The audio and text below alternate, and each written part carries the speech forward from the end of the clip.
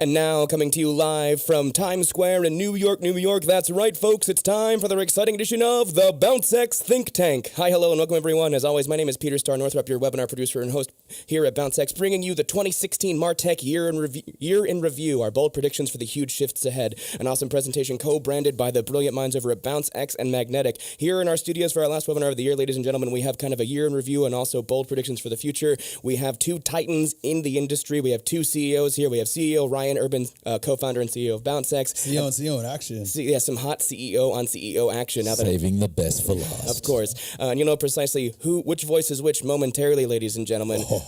Right? It's going to be easy to tell. I'm fingers crossed. Just got to identify you both momentarily. Thank you so much for sticking with us for the delay of start, ladies and gentlemen. A couple of house cleaning things to get underway before I get into the meat of this presentation, so just kind of forgive us for this part. Ladies and gentlemen, just so you know, yes, this presentation is currently being recorded. I'm recording it 4 different ways, so yes, you'll be given access to a copy of this recording as soon as that is processed. Generally, we send these recordings out roughly the day after the presentation, so you can anticipate a copy of this recording in your inbox roughly tomorrow afternoon. However, if you'd like a copy of the recording the very second I finish processing it, which is this evening in the middle of our crazy holiday party, which will be kind of wild trying to edit video during the behavioral shindigs we have here, ladies and gentlemen.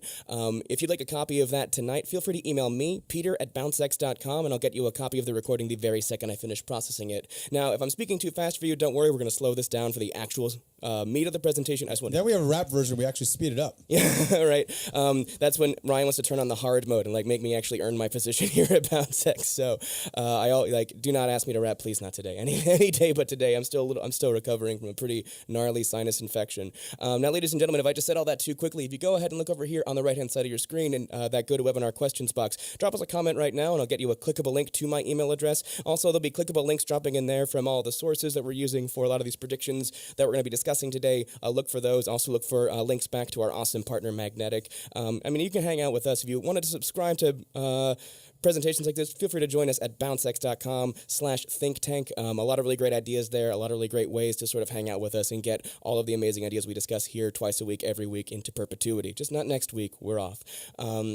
So keep that all that in mind, and ladies and gentlemen. Now, at the same time, while I've mentioned this GoToWebinar questions box roughly on the right-hand side of your screen, at the same time, ladies and gentlemen, this is going to be a fairly conversational presentation, and I want to make sure that I am tailoring this conversation precisely to your needs. So, ladies and gentlemen, feel free to ask us anything throughout the course of this presentation. There's no question too big. There's no question too small. There's nothing too complicated. I want to make sure that I am serving you guys best, our brilliant and probably beautiful audience. So feel free to ask us anything throughout the course of this presentation, and we will address as they sort of come in. Thanks so much for your time, ladies and gentlemen. Once again, I am just deliriously excited to present to you the 2016 MarTech Year in Review, our bold predictions for the huge shifts ahead. For those of us, the majority of us have kind of only just filed in the last 2 minutes or so, so let me identify the voices you're currently hearing. First and foremost, my Voice name of God.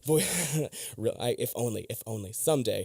My name is Peter Starr Northrup. I am the webinar producer and host here at BounceX. That is literally the only cool thing I've done in my life, so my bio is already over. On the BounceX side, ladies and gentlemen, you know this guy, you love this guy. He's been the boisterous voice of the sort of behavioral revolution here at BounceX. We have Ryan Urban, co-founder and CEO at BounceX, former acquisition manager over at Bonobos. Dude just knows how to acquire, retain, and treat customers with respect and politeness across all enterprises. Ryan Urban, you ready to get this presentation underway? Yeah. Equally, Ryan's cool. I like hanging out with him, but far more excited for the just out-of-this-world brilliant perspective that we get from James Green, CEO over at Magnetic. Very dapperly dressed, too. Yeah, I'm kind of envious of your... He's got these very warm burgundy pants. He's got kind of got the sweater with the dress shirt under it, but it's like the floral under it. It's really nice. Got a nice blazer. He nailed it. I've been emulating how he sits because it wasn't. I'm just like, oh, he's way cooler than us. That's the coolest person I've ever had. I'm definitely coming back because this is the nicest anyone's treated me in a very, very long time. And I will admit I'm a little envious because this is almost the exact outfit I had yesterday, just with a gray blazer, and Ryan was like, yeah, you're all right. So I'm just like, if only I was as good as James Green. I'll teach you how to wear it. And that's the voice you heard right now, ladies and gentlemen. There are no words to describe the brilliance here. You will see that James Green made a number of predictions that we're going to be discussing throughout the course of this presentation. He gave those to us 3 weeks ago, and terrifyingly, this week, most of them came true. So just going to go ahead and talk about the macroeconomic scale here, ladies and gentlemen. Enough about us, though. I want to hear about you guys real fast before I get into that discussion that I keep alluding to. So first and foremost, ladies and gentlemen, one quick poll. I am a what? Would you self-identify more as a marketing manager driving the overall strategy at your enterprise? Are you more of an acquisition strategist bringing people to your website? Are you more the conversion specialist, someone who's taking all of that traffic and turning them into high LTV or just regular transacting customers? Are you more the conversion scientist / analytics junkie on your website examining the data? Or would you self-identify as something else? Now, ladies and gentlemen, if you self-identify as something else, that's totally fine. Just let us know, and again, in that GoToWebinar questions box, roughly on the right-hand side of your screen. Also, ladies and gentlemen, let us know where you are. It's really cool to see all the really awesome geographic perspectives we get at these presentations. A lot of really awesome folks from both the Silicon Valley and Silicon Alley, as well as all of our great friends over in Europe. And of course, my two best friends who every single webinar we do burn the midnight oil from Sydney, Australia. I don't know why you do it, but I'm glad you do because your perspective, friends. right? They've been following me around from like every broadcast I've ever done. So it's kind of crazy. So thanks so much for that. Thanks so much for answering questions as well, ladies and gentlemen. Closing this poll, sharing the results with y'all, and so my panelists can see it as well. Most of us, it's a dead split between marketing managers and something else. And in the GoToWebinar questions box, most of us are self-identifying as more the product managers, as well as the associates, as well as UX designers and UX specialists. So a lot of people who kind of have a grab bag for all these perspectives. Really great to see that, ladies and gentlemen. Going to go ahead and hide those results and then bring you one last poll question. I just want to know what best describes your vertical, ladies and gentlemen. Are you more in e-commerce? Are you more in B2B? Are you more in the lead generation side of things? Are you more a publisher, or would you self-identify as something else? Generally, when we see something else, it's people saying they're in the travel vertical, as well as back in the day, we did get quite a few campaign managers and campaign specialists for the elections, but they have since completely abandoned these presentations. Sorry, maybe we didn't give you the right advice. I don't know. Maybe the election didn't turn out the way you wanted it to. Just let us know if you self-identify as something else, what that means to you. And immediately, most of the something else category is coming in as travel related. So that's really cool to see. I see travel as kind of a lead gen game almost. So that's why I don't really have it as its own separate category. But we'll see where we go from there. Closing this poll, ladies and gentlemen, and sharing the results with y'all. Now, panelists, this is huge. Most of us are in the e-commerce space. We have a good number of B2B and a solid number of publishers. And in that something else category, that gigantic something else category, we're mostly in what I'm seeing as nonprofit, fundraising, and the vast majority being travel. So just keep that in mind.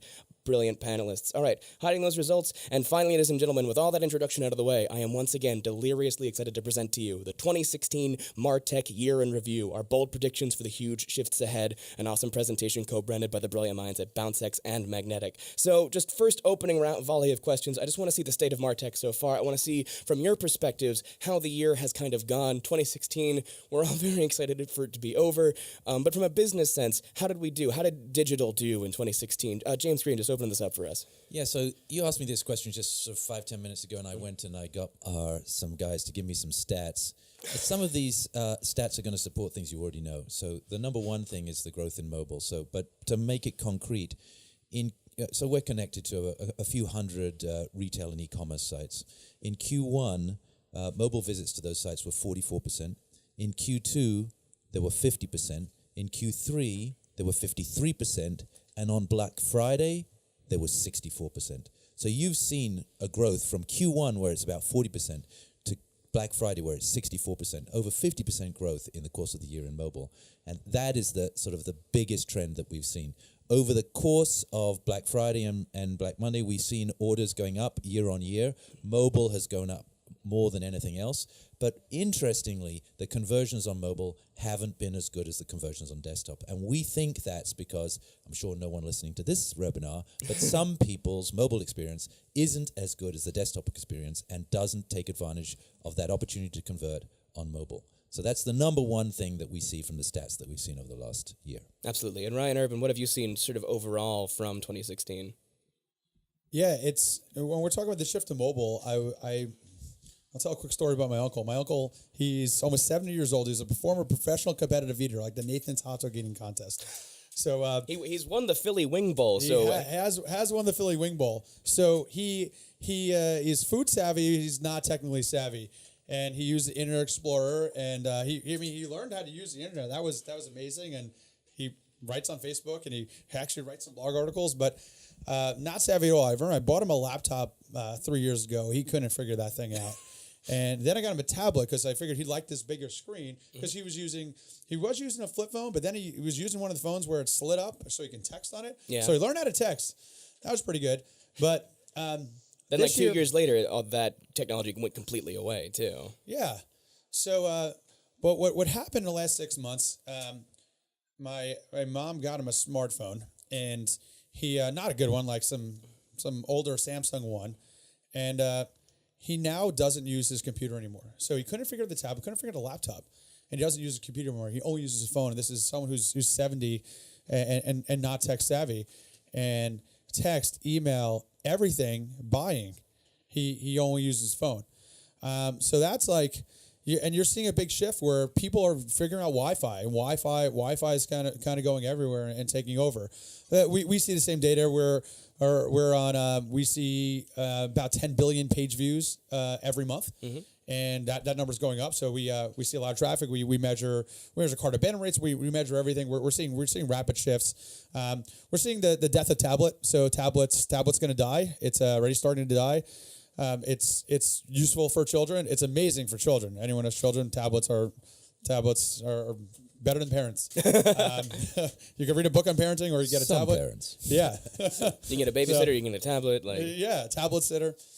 I'm terrified of the generation that's raised by Siri on iPads. Yeah. So the story isn't about mobile growing. It's about desktop dying. It's about everyone says desktop. It's desktops and laptops are definitely different things. If you look at the screen resolutions, desktops itself are dying.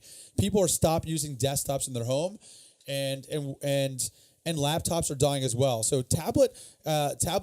It grew, kind of got flat. Now it's starting to decline. You're going to see a rapid decline in countries like South Korea. There's almost no tablet usage at all because their smartphones are 5 to 6 inches. And as people move to bigger phones, the tablets have been dying. But the real death is desktop.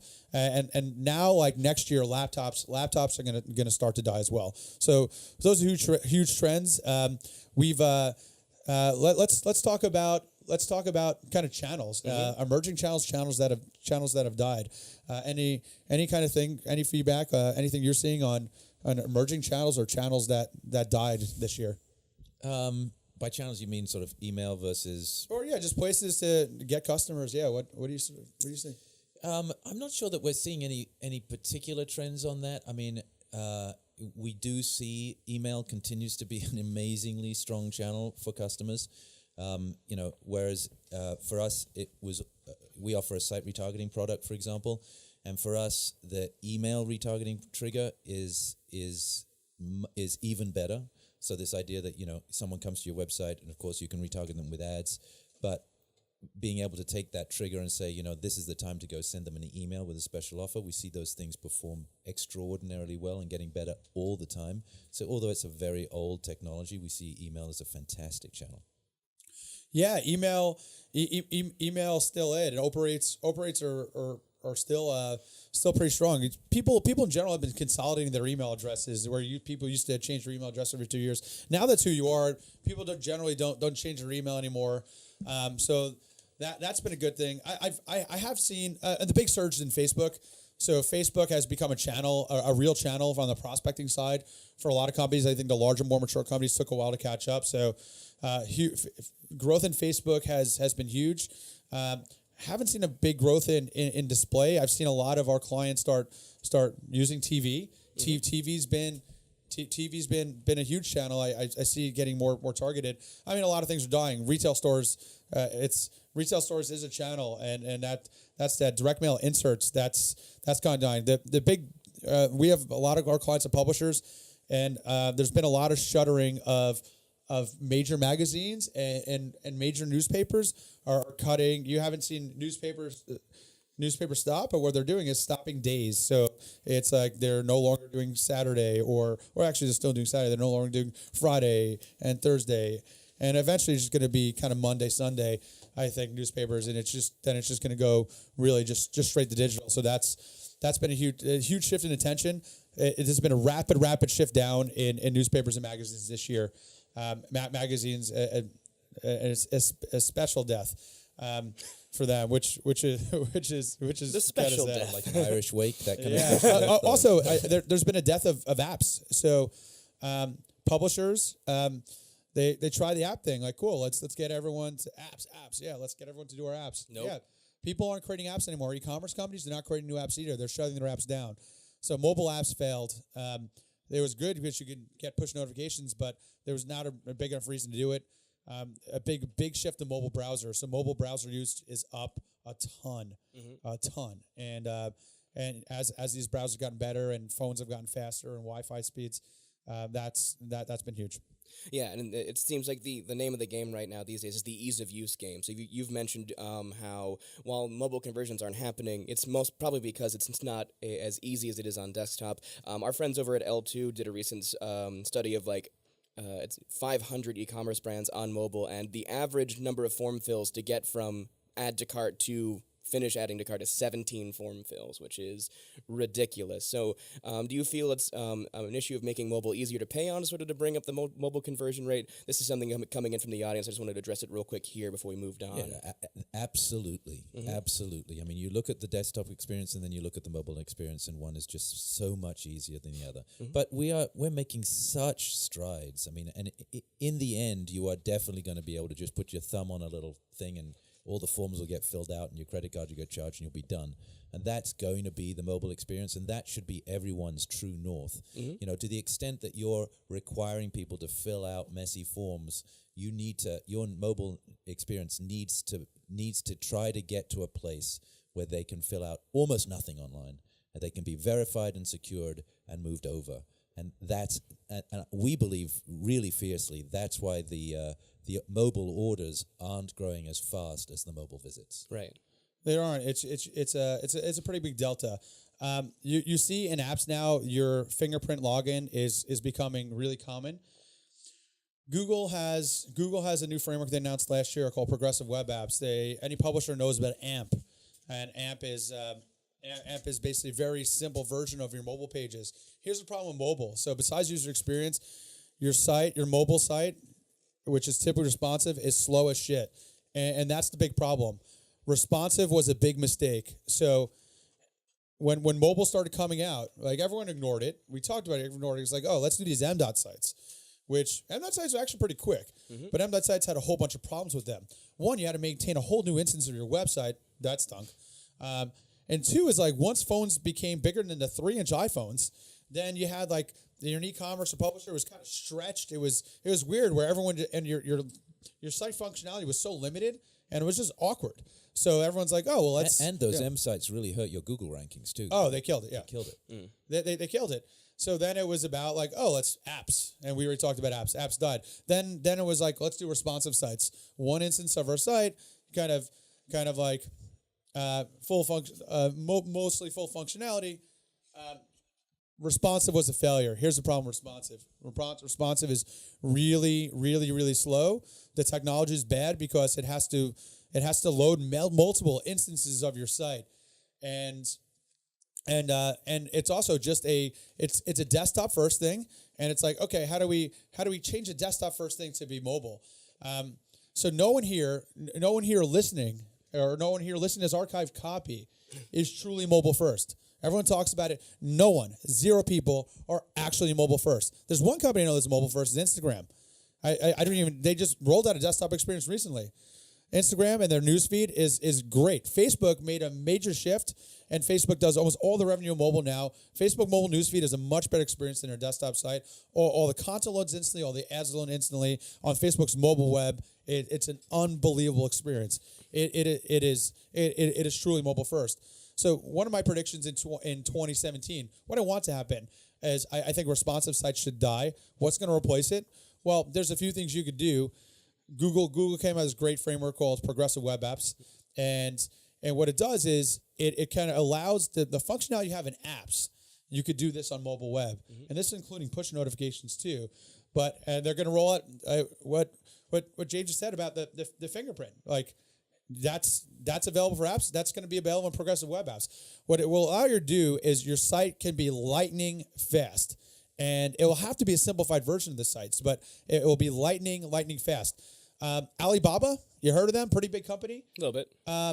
AliExpress is in progressive web apps right now. Flipkart, the biggest e-commerce company in India, if you go to their site of mobile, it's in progressive web apps. So some really advanced companies outside of our country are doing this. 0 e-commerce companies in our country are in progressive web apps. There's one publisher we know of, Financial Times.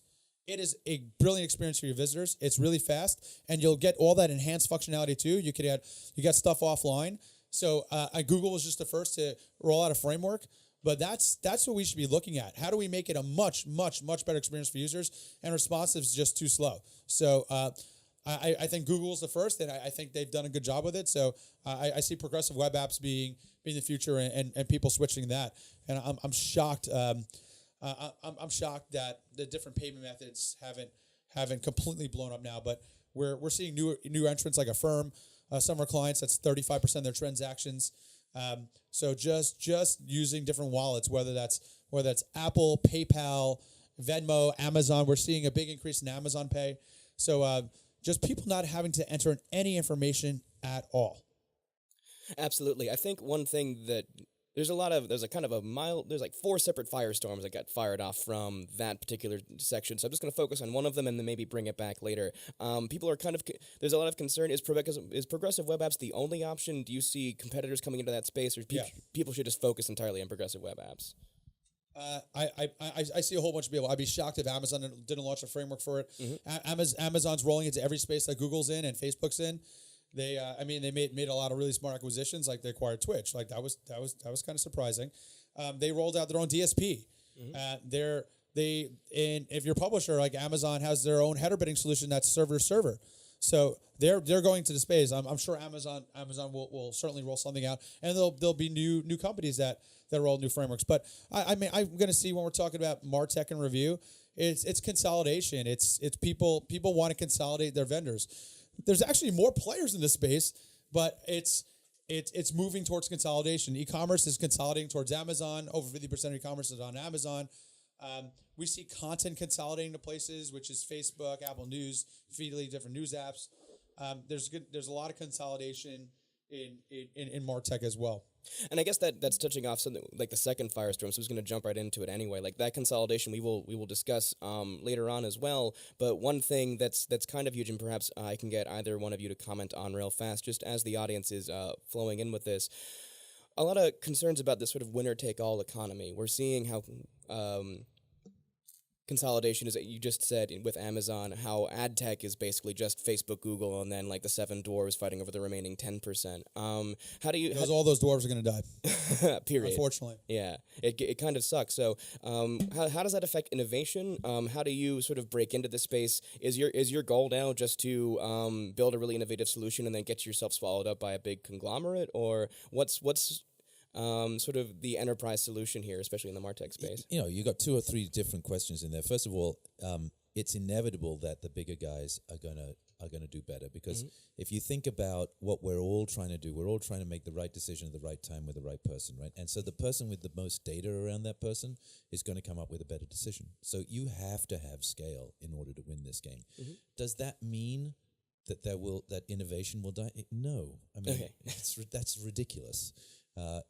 There'll be people get entrenched in a way of doing business, and I think the thing that will trip up the incumbents is the fact that they make all their money inside their own walled gardens, right? So that's not what a marketer wants. So like it or not, there's a ton of traffic that's happening outside Facebook and Google and Amazon, and that traffic, you can know what someone did, you can know what they do, and you can use data to make things actionable on there. And in the end, products by the likes of Magnetic and Bounce are going to help you, both on those platforms and outside those platforms. And as just as AOL died its death because it was a walled garden, so in the end, these big boys, they're going to focus on what they've got, and there'll be opportunities for other people. And so there's no way that innovation is going to die. Yeah, 85% of time is spent outside of Google, Facebook, Amazon. We talked about one of the trends this year. Digital has grown a lot. It's TV cord cutting in New York. Like, I know very few people who pay for cable, and it hasn't happened in the suburbs yet. But once it happens, it's just rapid. Yeah. It's just There was a stat I saw. So the number one thing that keeps you on television, number one, sports. Yeah. Right? You know, I forget the stat, but there's something like 5 or 6 million subs down on ESPN. ESPN is losing subs over the last couple of years. If that's happening, you know, that is the bellwether for TV. Yeah. That is, sure, TV will still exist, but does it control everything? Absolutely not. Yeah, TV is going to die. The FCC ruling that allowed kind of companies like Amazon to come in and essentially create their own cable networks where you could buy everything individually, and you see a whole bunch of new players in that market. Whether it's like kind of Sling, I see Amazon becoming the biggest cable company out there. I see Netflix is going to kind of broker different deals. You have what you want. You pay the $30-$40 a month. Mm-hmm. People are tied to cable companies right now because of internet and a lot of things are changing there. I don't know if anyone followed what Elon Musk just put in a petition to do, an application. I'm so excited about this. Yeah, it's there's only a few thousand satellites. There's a lot of space junk, but there's only a few thousand satellites orbiting Earth right now. And someone in office wants to shut a lot of them down. But so there's only a few thousand. Elon Musk decided he wants to just put people on Mars. But he's like, how we do Wi-Fi and internet is pretty stupid. And Google and Facebook have weather balloons and these projects. Elon Musk is like, you know what? He put an application. He wants to put 5,000 satellites into space, but they're not satellites. They're the size of cars, and he's going to power high-speed Wi-Fi around the world. And he wants to, whatever he's going to charge, $10 a month for it. He's not looking to make that a business. He just wants to use all the money to make from that to colonize Mars. Yeah. So it's like, he's like, I'll just solve the whole internet thing. And he will. Yeah. So that's kind of a remarkable thing. But the monopolies the cables company have on the internet, that's gonna, cord cutting is gonna happen. Every TV is a smart TV. You're gonna start seeing all the commercials that people see on TV. It's already happening with Roku and other stuff. They're based on your behaviors online. They're based on things you've bought in the past. So that data, those walled gardens, it's kind of opening up everywhere. And the point I was making before is digital spend has grown. The pie has gotten so much bigger, but Google and Facebook share is up 85% right now of that pie. And it's only of those two, it's only about 10% of time spent online. So the other 85% of time spent online is at all these other places, all these other great websites. But they're very far behind Google and Facebook in terms of the ad dollars, and they're very far behind Google and Facebook in terms of the experience they have on the website. Mm-hmm. Their sites are really slow. The content's ultimately not as good, and I think publishers got to really look at themselves in the eye, and they've been doing everything for the short term. They've been looking at page views and arbitrage and how do we make money, and they put things like all this kind of sponsored content on their site that takes them off their site and clickbait. And they've done all these things that are just, and a million tags are on their site, a million things that are just bad for user experience. And if you're a publisher, your product is your content and journalism. And you see that some people like Washington Post have made a big turnaround in the actual journalism, mm-hmm. and all their readership is up. They're doing really, really, really well. New York Times actually had a big uptick as well. Well, that's more of like a response to Trump than like an improvement in content. Think about when. I'm sorry, I'm taking all this time on a rant. So think about what a daily newspaper.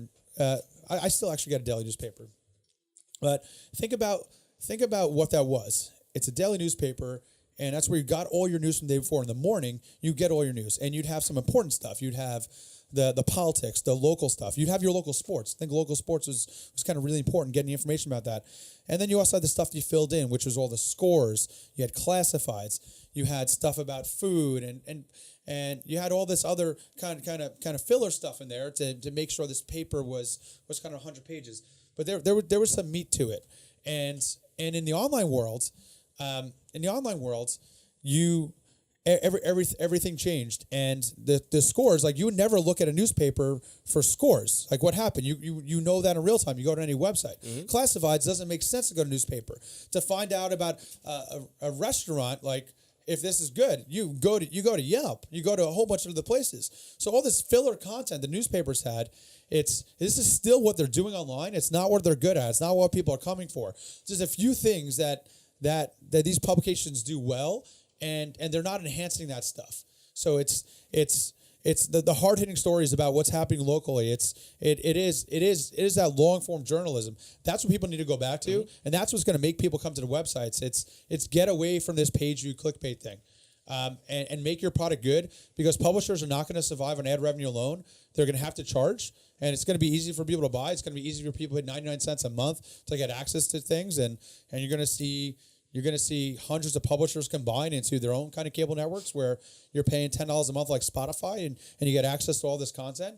But you better have good content. If your content's not great, you're going to die. Absolutely, and it's also about your strategy for utilizing that content, which, James, I believe you have a lot to say about in terms of your predictions for 2017. Like jumping right into your first one, actually, like number 5 on your list, discussing how the internet's going to sort of start dealing with the ad blocker issue. So this is exactly that. So, Facebook has enough tech that there's no way that an ad blocker is ever going to block an ad on Facebook. They may for a day, and then it'll be done. And so, they make their money from ad revenue, and that tech war is always going to be won by Facebook. But to your point, what you're going to see in 2017, which we've started to see in 2016, is just going to accelerate, is you're going to go to 2 types of sites.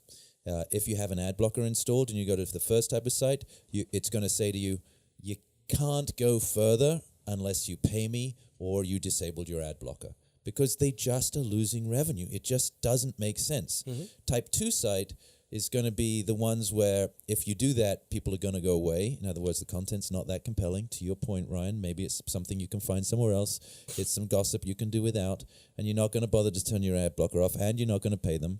And those sites are going to suffer tremendously. But that's going to go on a rampage in 2017. All of these sites, you're not going to be able to go to the sites you want to go to with an ad blocker turned on. You're going to have to pay, or you're going to have to see ads.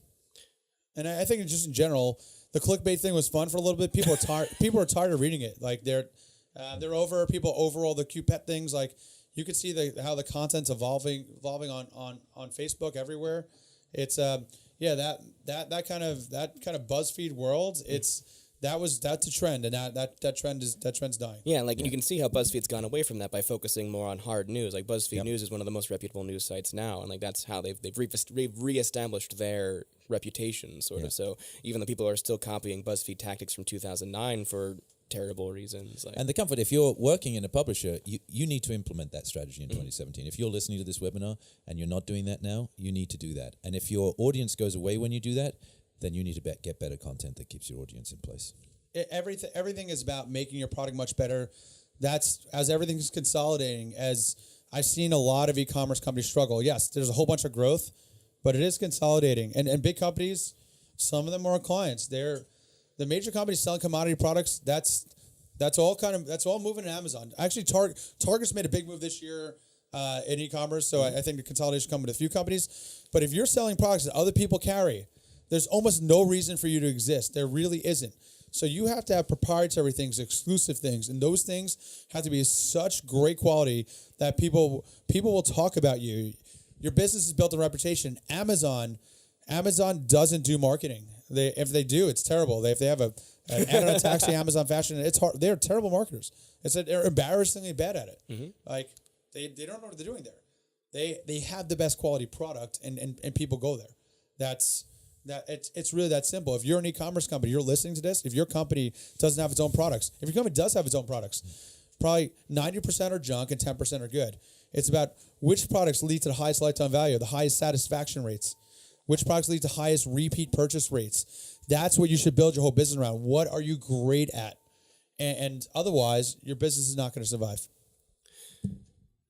Absolutely. And that's sort of a key thing. Immediate audience question. I think, ladies and gentlemen, we're getting a fire alarm here, so just kind of deal with the beeping you're hearing. It's all good by us. Main thing, to just jump on that point, I want both of you to comment on this. With Amazon being the juggernaut that it is, can Walmart and Jed partnering up, will they have any effect? Will they be able to beat down the Amazon giant? Will there actually be a competitive space in 2017 in the e-commerce space with Walmart and Jed consolidating together? There's always going to be a competitive space in the e-commerce space. I'm not overly bullish on that particular combination, but I think you'll find a lot of other ways for smaller players to compete. What we're seeing a lot is the growth in subscriptions. Right. Right. So you think that you're selling groceries. Well, then you go to one of these myriad of sites who sell meals on a subscription basis, where they ship you the ingredients and you put it together. But that's another way of selling groceries. I've seen subscription services for gas for cars. Where like the gas gets delivered to your house? Yeah. Or? They come around and they fill your car up. So there are amazing numbers of subscription things, and they become extremely sticky. So, and of course, Amazon is in that game as well, right? Mm-hmm. Amazon Prime is an incredible sticky thing. I think that the stat is that a third of all households, no, it's higher than that, it's 40-something% of all households in the United States now subscribe to Amazon Prime. Right, the number of subscriptions is lower as a percentage of the total population, but if you have one person in a house subscribing, guess what? No one else does, because they all use that same Amazon Prime login. So subscriptions are an incredible source of innovation, and so you may not have to sell something different, but then you have to sell it differently. The thing that people want is convenience over everything else. And a lot of people we see a lot of subscription services that are not convenient for people, that it's just who that aren't good. And if it's not convenient, it will die. All my dog food comes in delivered to me on a subscription now. Mm-hmm. It's very convenient for me. I have my food. I pre-made meals. I'm a busy person, and my food gets delivered to me on a subscription. It's different pre-cooked stuff, and it's kind of based around I can't now. It sucks. I can't eat shellfish. I love lobster and shrimp, but I can't eat anymore. My lungs will explode.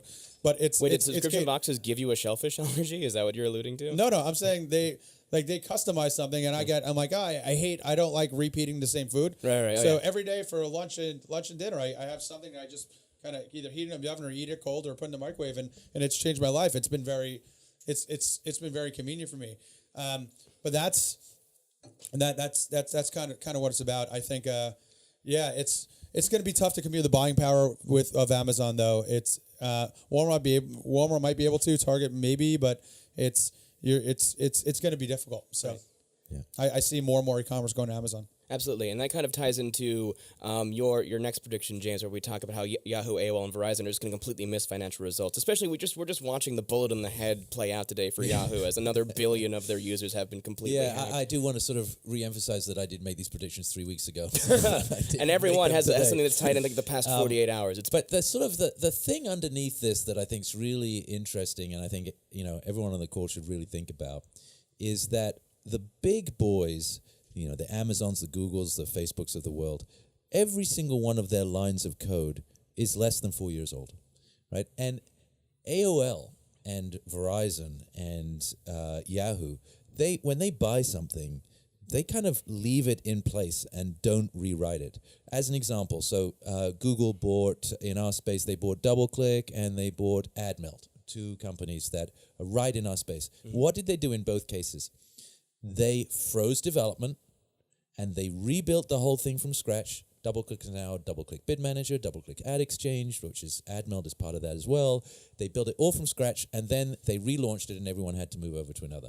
Have you ever seen Yahoo or AOL do that?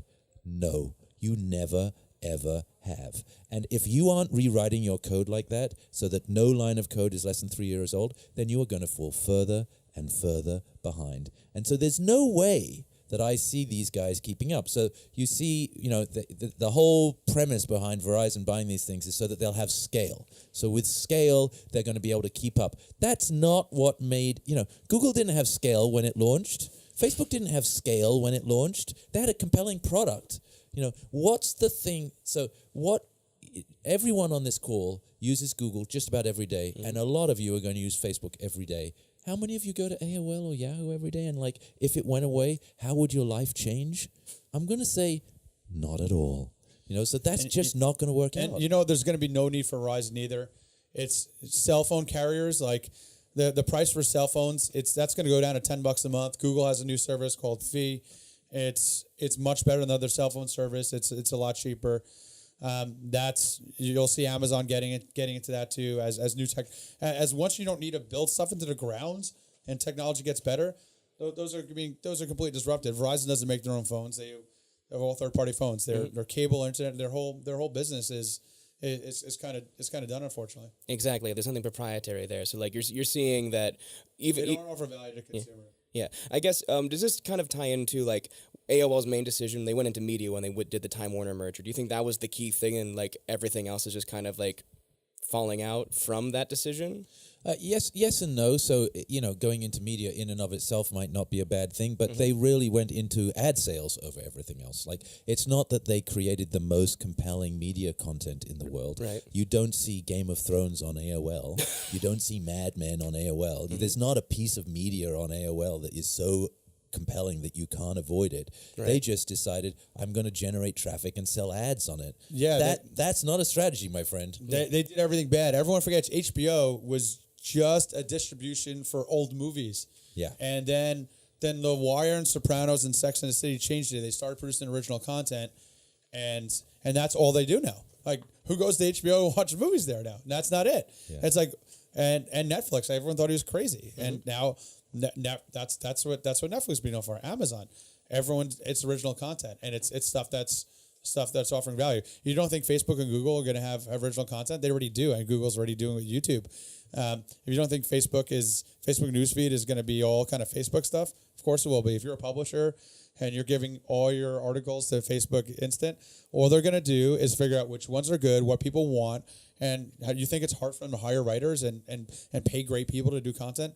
They're gonna probably do $40-50 billion next year. Yeah, they're gonna have that power, and they're gonna do it, and they're gonna do it better than you guys. So, I want to give them any of your content, but you have to do great stuff that they don't have the ability to do. You got to go places where they can't go. And you have to absolutely own your audience and maintain it too. That's going to be your key I mean, that's obvious. I just wanted to make sure that point was like rammed. We haven't talked about Apple. I think Apple's in a ton of trouble. Obviously, the watch was a disaster. Their decision to close off iMessage from the rest of the world, that's gonna kill Apple, and it's gonna kill their product. BlackBerry, AOL owned it with AIM. They had that, and then and they kind of messed up, not being in other browsers. AIM wound up kind of killing itself, and there was just better technology out there. Absolutely, yeah. But Facebook Messenger being the thing that really murdered, like Facebook and BlackBerry together. BlackBerry BBM owned the Messenger world for a while, and the CEO of BlackBerry probably made one of the worst decisions I've ever seen, and they besides building that tablet, like I was doing, they made a decision to close Garden, and they're going to keep BBM because they don't want to lose in the short term.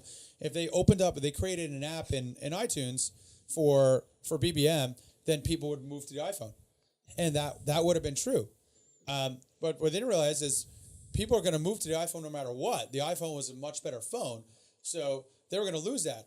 By keeping BBM closed to BlackBerry, once they started losing people of BlackBerry, then they allowed other messenger apps to come out, and then BBM died, and BlackBerry died. Now Apple's making the same decision. They're saying iMessage, we're going to keep it in so no one switches other devices. Google has a good phone now. The Pixel phone, that's easily the best phone in the market, and other manufacturers have their shit together. So there are other good phones, and when you drop, they don't break, and the battery life lasts 2 days. And I think iPhone users don't realize there's actually much better phones out there, but they will. Like once a few people switch, it's like, hey. But once they stop blowing up, it'll be fine. Yeah, and at the same time, like, isn't that why Apple's basically repositioning itself as a luxury brand? Like, they're not trying to be a technology company anymore. Well, I don't know why they keep pushing the watch. It's dead. By closing off iMessage and not building an Android, it's a big mistake because all people are going to do is switch to WhatsApp. The whole world uses WhatsApp, and now you want to be able to communicate with all your friends outside of SMS, and eventually if Apple had 90% market share of phones, that'd be one thing. But they're just going to let WhatsApp eat their lunch, and iMessage is going to die. Then people are going to switch to iPhones. It's just going to become kind of just basic hardware. So exactly, Apple's going to regress a lot. Let's go to number 3. Number 3, we've kind of touched on it a lot. We've talked about how consolidation has been happening, and it's going to get even more rampant in 2017. We also discussed ad tech and our worries about the market. But can take us through like some final thoughts on consolidation. Here's a couple of crazy numbers. In the last 18 months, there have been 215 acquisitions in our space. 215. That's massive. But is it that massive? So there are about 4,000 companies in our space. So it's the tip of the iceberg. So you're just going to see this accelerate crazily, and people are going to do it. They're going to do it because for the losing AOL Yahoo idea of combining for scale, and they're going to try to do it, and that won't work. And others are doing it, and the ones that are successful are the ones that are driven by geography. So you're going to find a company wants to expand into a country that they're not already in, and someone's in there with a similar product. They're going to combine, and that makes sense. You're going to see the big incumbents buying little pieces of product that they don't own yet. You see it, or Oracle and Axiom are making acquisitions for a few $1 million sometimes, or $50 million, which is nothing to them. Nothing at all. For that little piece of tech, and usually on the data side. That's right. So you're going to see in 2017, you're going to see this happen more and more and more and more. And again, for all of you that are listening to the webinar, that's actually a good thing. So when these companies are acquired, what's going to happen is you're going to be able to plug some of the services that you're buying from them, or the products you're buying from them, into a broader platform. So that's going to be good. It's much better than the death and destruction, which is the alternative. Right. These companies are either going to get bought or they're going to die. So it is in fact good for everyone that's listening today. Absolutely. So just going to kind of race through here as we are approaching the hour. I think this is one thing we haven't addressed throughout, so I want to make sure that we nail down number 2, specifically the confidence. Especially you already kind of had this happen. Like imagine a hacker event with driverless cars when they hack into that. Yeah, so like just confidence. So Ryan, one of the things it's not obvious from this slide. So I do think there's going to be massive numbers of hacking events this coming year. I still sort of love and am terrified by the fact that the last big attack was done by cameras, right? Yeah. Connected cameras was the biggest botnet attack ever. But one of the things that we've seen, I don't know if you've seen it on your tech stack, but people think, they now may know that the camera's vulnerable, or their computer's vulnerable, their phone's vulnerable, but everyone's moving into the cloud and into other places. Those places are vulnerable too. We see people trying to log into our servers on Amazon Web Services all the time. They're trying to log in and use our infrastructure to go and do something evil. Like a DDoS type deal. Yeah, whatever. I don't know what they're trying to do, but they're trying to get in and use it. And as our technology gets more and more embedded, where you've got, a service layer and hardware layer and app layers on top, every single one of those layers is a door for a hacker, right? So it gets much, much, much harder to protect against these kinds of things. And so the question is, what are you going to do? Like, how can you protect yourself from getting hacked like this? And I think there's 3 things. One, you're going to get hacked. There's really only 2 people in the world, people who have been hacked and liars. That's it, right? And then the 2 concrete things that you can do is think super carefully about what you're storing. Do you really need that information? Because when you get hacked, how will it hurt your customers? And if you don't really, really need it, don't store it. Because and that's certainly what we do. I bet you that's what you do, Ryan. Yeah. We do not store. We remember what people are looking for in market, and then enable sort of email, web recommendation, and ads to be communicated to them. But we don't do that for healthcare, for example. I don't want to know if you're sick, because that you might not have told people. We don't do it for all kinds of things, like your sexual preference, religious preference. We don't do those kinds of things. We only store things that will say, if we get hacked, I'll find that John bought a pair of shoes. I think the movement is everything being encrypted. Like even things like email, just have that all encrypted, either SHA-256 hash. So like we want all of our clients to move to that for almost everything. So that's kind of the goal. And then the second thing that you have to do, and this relates back to why I think that it's a very similar idea, why I think that Yahoo and AOL and those guys will fail, is you got to make sure that your code is operating on a young code base, right? So if you or your vendors are old, that's really not good, because the latest security patches are only available on the latest pieces of technology. And the older the technology is, the longer that the hacker has had to develop an exploit on that thing. So you have to make sure that you're always upgrading to the most recent e-commerce platform with the most recent patches and all of those things. If one of your vendors offers, a couple of upgrades beyond where you are today, you need to make those upgrades, because otherwise you're leaving yourself vulnerable to these kinds of hacks. It's imperative, and I love this measure. I got it first from a Amazon product manager that I interviewed once. He said, at Amazon, we never allow code to be more than 3 years old. Never, ever, ever, ever, ever. And so, you need to make sure that you and your vendors live by that same mantra. Yeah. And there's some basic things. Do you see how Hillary Clinton basically lost the election? It was a simple phishing scam. It's like someone hacked your Gmail. You must change your password immediately, and someone in her campaign sent an email. I was like, "Is this legit?" And the IT person wrote back, Yeah, it's that really fine. he meant to write back, "This is illegitimate," but he wrote back, "This is legitimate, and this is true story." And this is how the Russians got it. This is the actual story. And then that kind of information they took the information, they gave it to WikiLeaks, and so like one little phishing scam, one phishing thing, they clicked on one link, and then they put in the password, and they access everything. And change the course of history too. Yeah. Correct. Yeah, absolutely. One hacker changed the course of history. Probably like a team. Well, I mean, like one specific hack Right. changed the course of history. And number one. Speaking of internet things that changed the course of history, this just happened today. Tom Yeah, Wheeler so is not I did coming do back. this 3 weeks ago. Yes. Again, for the record, and I think this is much bigger than people realize. So, Mm-hmm. for those of you that haven't thought a lot about net neutrality, it means that any piece of web traffic has to be treated the same, and that an ISP like a Comcast, Time Warner, whoever you're using, Verizon, Fios, cannot charge someone for the privilege to get a packet to you, right? And it's now been announced that this is going to go away, right? So it will change this year, and it has. What does that mean? It has profound effects for everyone. So first of all, the big incumbents is probably not going to be a big deal. It means that Netflix already has servers inside Comcast, and Comcast will probably start serving them for them so that your Netflix grows faster than someone else. Mm-hmm. It does mean that the startup that wants to disrupt them is going to have a harder time bringing that in. And I am fascinated with what is going to happen with customer communication and advertising, because, it's very easy to block advertising. It's very easy to say that you should charge for it. These same ISPs make most of their money from television advertising. Television advertising is declining. So how easy is it for them to say, because whether it's the doubleclick.com domain, because that's where the ad is being delivered, or whether it's magnetic.com, or we use another one called Domdex, or whether it's a BounceX domain, how easy would it be for them to say, you know what, we're just not going to allow that delivery unless you pay us this toll?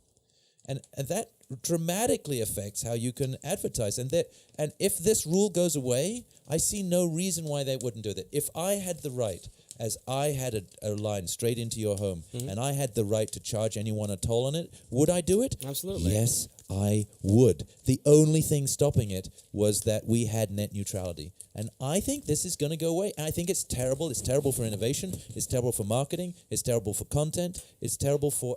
There is just... The only thing it's good for is about 6 or 7 ISPs with a lot of expensive expensive lobbyists. And there's what do we do to address that then? As in the space, is digital just something that just becomes far more expensive to deal with? Do we? So this is one of the things that I think that there's very little And if you think anyone in Congress has a clue about what any of these things mean, none. But there's very little as an individual company that I think that you can do. But there will be an uproar when this comes up to the FCC again. There was an uproar last time. It was the most commented and most voted on thing that ever happened to the FCC. I forget how many hundreds of thousands or millions. It got to the 10 million. Yeah. So which is 2 orders of magnitude higher. Most people, they get hundreds of responses, right? And they got 10 million responses. So it will happen again. And, although there may not be millions of people on this webinar right now, too bad, there should be. You're right. But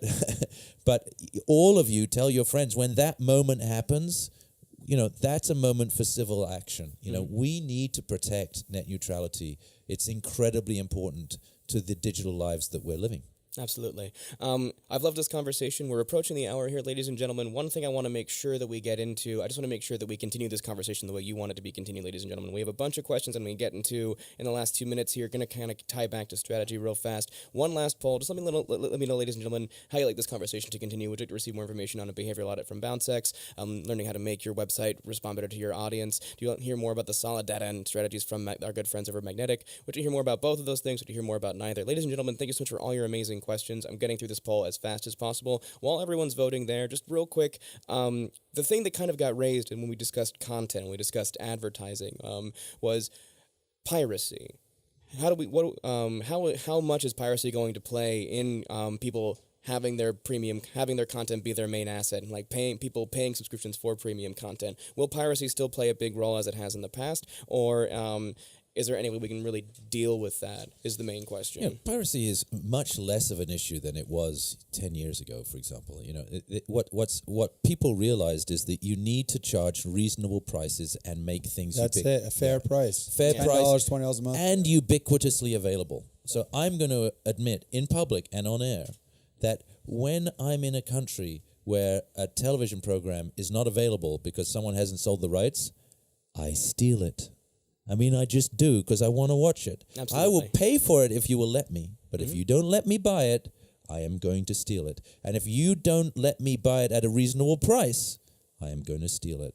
And so, and that's not just me. That's just all of us. And so, piracy has declined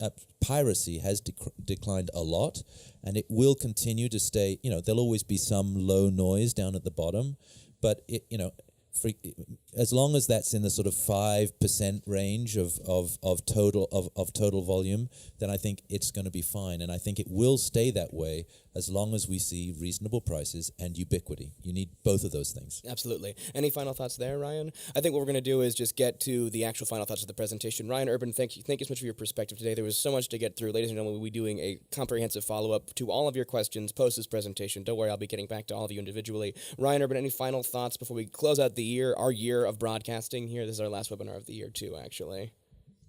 Everyone listening here has a product, whether it's software, it's a service, it's your content, it's physical products. Mm-hmm. Go figure out what the best few are and build your business around that. And that's it. It's the best products are going to win now. This is the era we're in. You can't market people to death. You can't brute force this. So this is the era we're in. Absolutely. And final thoughts from you, James Green, CEO of Magnetic. Final thoughts for me are, the thing that we spend most of our time thinking about at Magnetic is data. Having a complete 360 view of your customer and being able to use that data to power anything you can. Mm-hmm. I think if you do these two things, which is you have the right product that someone wants to buy, and then you have the right data so you know how to market that product, that you're going to be great. Absolutely. And stop batch and blast marketing. Your website, your email, everything. Stop that stuff. If stop sending out emails that you hate. So if you don't like your own emails that you're sending out, stop sending them and stop talking down to people. So don't talk to them as a business. You're not a business. You're a person. Be human. Be yourself. You don't have this work personality. Your brand has a personality, and you speak to people like that. Open your own emails from that your own company sends out. If it's not something you want to open, then stop sending them. Send things that people want to open. Yeah. The emails that we power, 100% of them are 100% customized, and that's what people want. People want to know that they're being treated uniquely, that what they want is what you're giving them. And so as soon as you do a bulk thing, you alienate people. You've got to customize everything for every single person, and today that is actually possible. Absolutely. Well, thank you so much for all the hope, the terror, the kind of big ideas we had here. Ladies and gentlemen, thank you so much for all your awesome questions. I'll be following up with all of you individually via email. Hopefully you'll like the emails that I send you. Just fingers crossed. I won't batch and blast you. Send an individual email to everybody. I do. It's like most of my day, just responding to audience questions. So ladies and gentlemen, just so you know, the BounceX think tank is produced, hosted, and voiced by me. All the amazing ideas you heard today came from Ryan Urban, CEO of Bounce Exchange. Thank you so much for your time, and CEO of Magnetic Magnetic James Green. Demand for this presentation was generated by Paul, #TheMachineLee. Our script supervisor is Millie Meta, and our executive producer is Julia Spano. Thank you so much, ladies and gentlemen. And as always, we'd like to leave you with peace, love, and behavioral intelligence. Thank you so much. Have a wonderful holiday. We'll see you next year.